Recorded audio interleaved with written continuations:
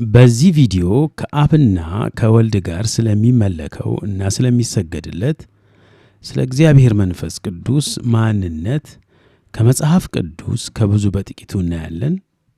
ከዚህ ቪዲዮ የምናያቸው ጥቂት የመጽሐፍ ቅዱስ ምንባባት በአብ በወልድና በመንፈስ ቅዱስ አንድ አምላክ ለሚያምኑ አማንያን የእምነታቸው ማጠናከሪያ እንዲሆንና ለሳቱት ደግሞ መመለሻ እንዲሆን እመኛለሁ።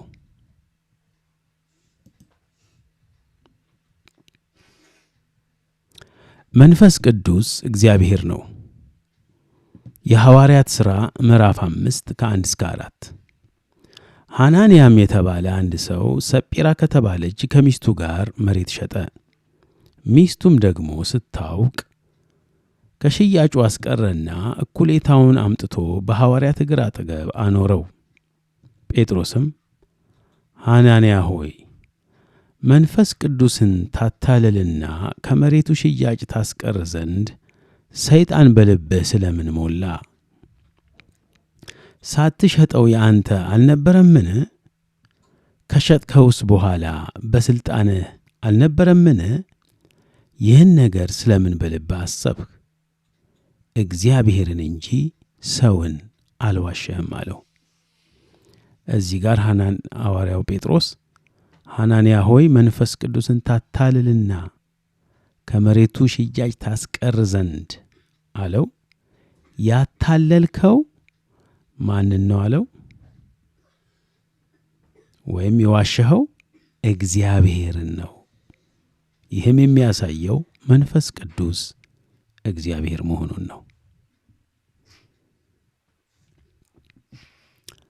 እንዲሁም አንደኛ ቆሮንቶስ ምዕራፍ 3 ከ16 እስከ 17 እንዲሁም አንደኛ ቆሮንቶስ 6:20 እንመለከታለን።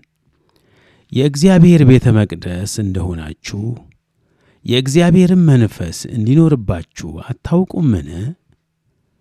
ማንም የእግዚአብሔርን ቤተ መቅደስ ቢያፈርስ እግዚአብሔር እርሱን ያፈርሰዋል። የእግዚአብሔር ቤተ መቅደስ ቅዱስ ነውና ያውም እናንተ ናችሁ። አንደኛ ቆሮንቶስ 6:20 ወይስ ሥጋችሁ ከእግዚአብሔር የተቀበላችሁት በእናንተ የሚኖረው የመንፈስ ቅዱስ ቤተ መቅደስ እንደሆነ አታውቁምን? በዋጋ ተገዝታችኋልና ለራሳችሁ አይደላችሁም። ስለዚህ በሥጋችሁ እግዚአብሔርን አክብሩ። በአዲስ ኪዳን ክርስቲያኖች ክርስቶስ ኢየሱስን የተቀበሉ የእግዚአብሔር ቤተ መቅደስ ማደሪያ ወይም የእግዚአብሔር ማደሪያ ናቸው። በብሉይ ኪዳን እግዚአብሔር በቤተ መቅደስ ይኖር እንደነበር አሁን በአዲስ ኪዳን ለክርስቲያኖች የሚጽፍላቸው የእግዚአብሔር ቤተ መቅደስ ናችሁ ነው። የእግዚአብሔር ቤተ መቅደስ እዚህ ላይ ይላል። ምዕራፍ 6 ላይ ደግሞ የመንፈስ ቅዱስ ቤተ መቅደስ። ሥጋችሁ ከእግዚአብሔር የተቀበላችሁት በእናንተ የሚኖረው የመንፈስ ቅዱስ ቤተ መቅደስ የእግዚአብሔር ቤተ መቅደስ።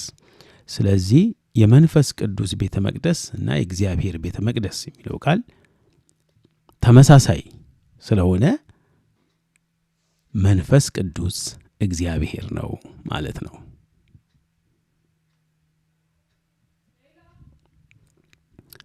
ማቴዎስ ወንጌል ምዕራፍ 28 ቁጥር 20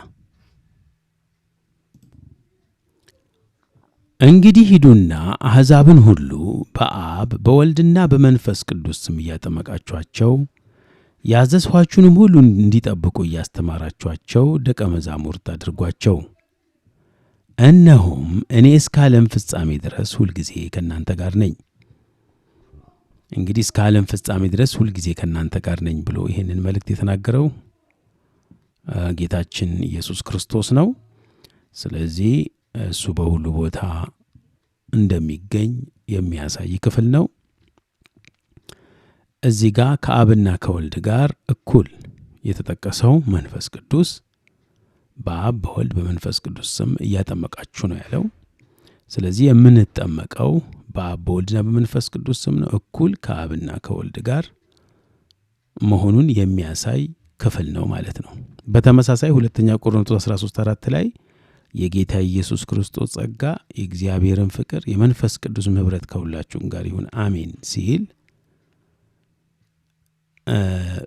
በመለኮት ድርሻ እንዳለው ከኅብረትም ከሰዎች ጋር እንደሚያደርግ የሚያሳይ ክፍል ነው። ስለዚህ እኩል ከወልድ ከአብና ከመንፈስ ቅዱስ ጋር የሚከበር ነው ማለት ነው።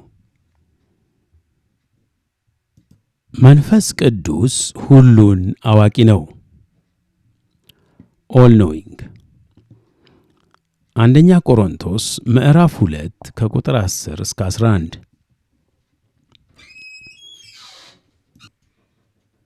መንፈስም የእግዚአብሔርን ጥልቅ ነገርስ እንኳ ሳይቀር ሁሉን ይመረምራልና ለእኛ እግዚአብሔር በመንፈሱ በኩል ገለጠው። በእርሱ ውስጥ ካለው ከሰው መንፈስ በቀር ለሰው ያለውን የሚያውቅ ሰው ማን ነው? እንዲሁም ደግሞ ከእግዚአብሔር መንፈስ በቀር ለእግዚአብሔር ያለውን ማንም አያውቅም። ሁሉን ያውቃል ማለት ነው። ይመረምራል፣ ፐርሰን ነው፣ ማንነት አለው ማለት ነው። በእርሱ ውስጥ ካለው ከሰው መንፈስ በቀር ለሰው ያለውን የሚያውቅ ሰው ማን ነው? የአንድን ሰው ሐሳብ ሊያውቅ የሚችለው በሰው ውስጥ ያለው የሰው መንፈስ ነው። ያው ሰው መንፈስ፣ ነፍስ እና ሥጋ እንደሆነ እናውቃለን። እንዲሁም ደግሞ ከእግዚአብሔር መንፈስ በቀር ለእግዚአብሔር ያለውን ማንም አያውቅም። ስለዚህ የእግዚአብሔር መንፈስ ለእግዚአብሔር ያለውን ያውቃል። ምን ማለት ነው? ሁሉን አዋቂ ነው ማለት ነው። መንፈስ ቅዱስ በሁሉ ቦታ ይገኛል። መዝሙር 139 ከ6 እስከ 8 ዕውቀትህ ከኔ ይልቅ ተደነቀች፣ በረታች፣ ወደ እርሷም ለመድረስ አልችልም። ከመንፈስህ ወዴት እሄዳለሁ? ከፊትህስ ወዴት እሸሻለሁ? ወደ ሰማይ ብወጣ አንተ በዚያ አለ፣ ወደ ሲኦልም ብወርድ በዚያ አለ። ከመንፈስህ ወዴት እሄዳለሁ? የእግዚአብሔር መንፈስ በሁሉ ቦታ አለ። ይሄ ደግሞ የመለኮት ባህሪ ነው። ስለዚህ እሱ እግዚአብሔር ነው ማለት ነው።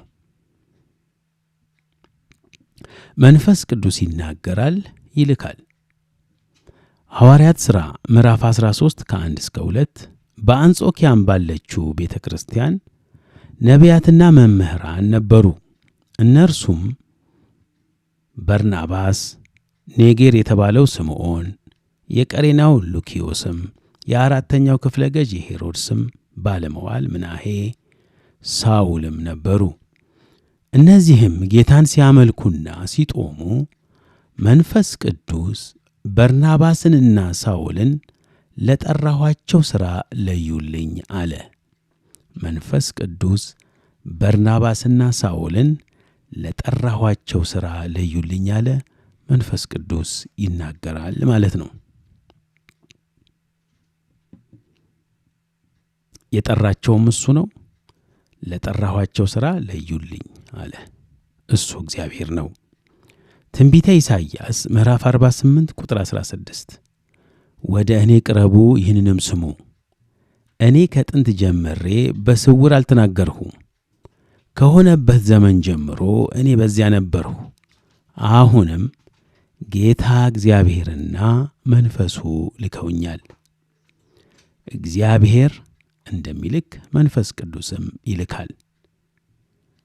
ጌታ እግዚአብሔርና መንፈሱ ልከውኛል። እግዚአብሔር አብ እንደሚልክ መንፈስ ቅዱስም ይልካል። ይህንን የተላከው ማን እንደሆነ ሙሉ ክፍሉን አንብባችሁ ተረዱ። ብዙ ምስጢር በዚህ ታገኛላችሁና።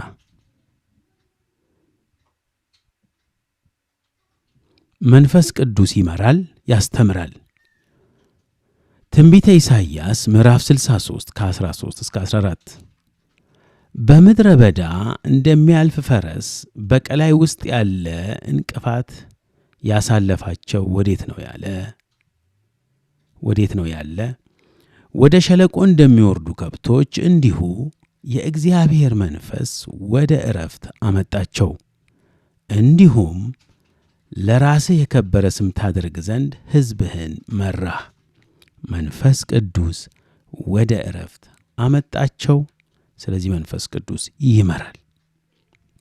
እንዲሁም ዮሐንስ ወንጌል 14:26 አብ በስሜ የሚልከው ግን መንፈስ ቅዱስ የሆነው አጽናኝ እርሱ ሁሉን ያስተምራችኋል፣ እኔም የነገርኳችሁን ያሳያችኋል። ጌታችን ኢየሱስ ይህን የተናገረው ቃል እሱ ነው። እኔም የነገርኳችሁን ያሳስባችኋል፣ ያስተምራችኋል። ስለዚህ አስተማሪ ነው ማለት ነው። ያስተምራል፣ ያሳስባል። ፐርሰን ነው ማለት ነው። ማንነት አለው ማለት ነው። ይናገራል ማለት ነው። መንፈስ ቅዱስ ያዝናል። ኤፌሶን 4:30 ለቤዛም ቀን የታተማችሁበትን ቅዱሱን የእግዚአብሔርን መንፈስ አታሳዝኑ። የሚያዝነው ፐርሰን ስለሆነ ነው። ማንነት ስላለው ነው። አምላክ ነው፣ ያዝናል። ስለዚህ እንዳናሳዝነው መጠንቀቅ አለብን ማለት ነው። ትንቢተ ኢሳይያስ 63:9-10 በጭንቃቸው ሁሉ እርሱ ተጨነቀ፣ በፊቱም መልአክ አዳናቸው፣ በፍቅሩና በርኅራኄውም ተቤዣቸው፣ በወደቀውም ዘመን ሁሉ አንስቶ ተሸከማቸው። እነርሱ ግን አመፁ፣ ቅዱስ መንፈሱንም አስመረሩ። ስለዚህ ተመልሶ ጠላት ሆናቸው፣ እርሱም ተዋጋቸው ይላል። ይመረራል፣ ያዝናል ማለት ነው። ስለዚህ እንዳናስመርረው እንዳናሳዝነው መጠንቀቅ አለብን። እሱ አምላክ ነውና ፈጣሪ ነውና።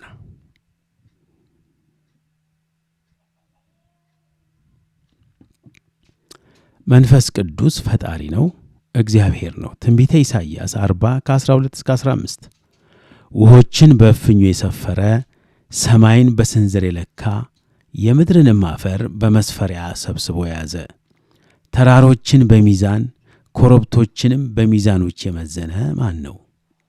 የእግዚአብሔርን መንፈስ ያዘዘ ወይስ አማካሪ ሆኖ ያስተማረው ማን ነው? ወይስ ከማን ጋር ተመካከረ? ወይስ ማን መከረው? የፍርድንም መንገድ ማን አስተማረው? ዕውቀትንስ ማን አስተማረው? የማስተዋልንስ መንገድ ማን አሳየው? እነሆ አሕዛብ በገንቦ እንዳለች ጠብታ ናቸው፣ በሚዛንም እንዳለ ትንሽ ትቢያ ተቆጥረዋል። እነሆ ደሴቶችን እንደ ቀላል ነገር ያነሳል።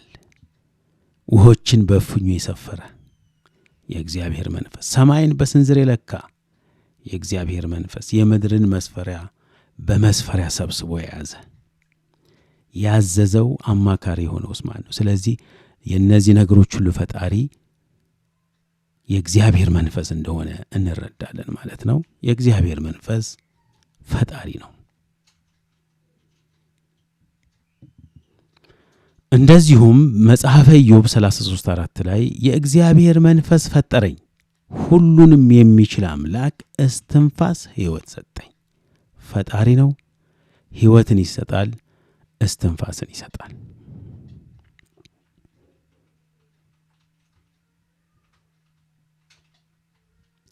ውድ ተመልካቾች በዚህ ቪዲዮ በቀይ በሰማያዊና በደማቅ ፎንቶች ያስቀመጥኩት ለግንዛቤ እንዲረዳ እንጂ በመጽሐፍ ቅዱስ ውስጥ በእንደዚህ አይነት ቀለማት ቃላቶቹ ደምቀው ወይም ተቀልመው እንደማይገኙ ላሳስብ እወዳለሁ።